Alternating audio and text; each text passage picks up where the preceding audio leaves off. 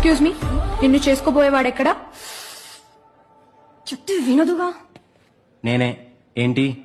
ఓ, ఈ అమ్మాయికి virgin test చేయించే మహానుభావుడవి నువ్వేనా? ఏ ఉమా, ఓవర్ చేస్తున్నావు. నువ్వు ఆఫ్టర్ ఆల్ హౌస్ సర్జన్వి. నీ లిమిట్స్ లో నువ్వు ఉండు. Yes, I after all house surgeon. నువ్వు సర్టిఫైడ్ డాక్టర్వే కదా? వీడికంటే తెలీదు.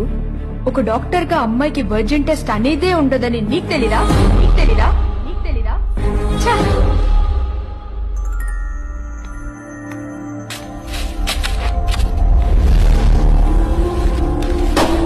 ఇలాంటిది ఒకటి జరిగితే అమ్మాయి వర్జిన్ కాదని మీ అపోహ కదా?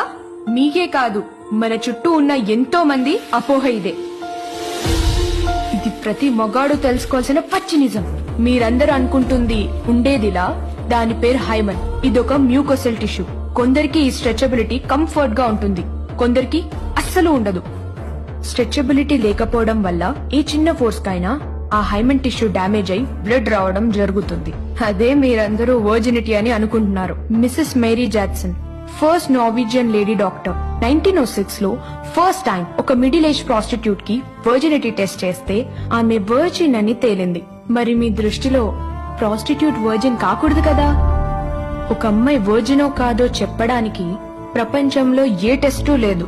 అయినా వర్జినిటీ అంటే బాడీకి సంబంధించింది కాదు, మనసుకి సంబంధించింది.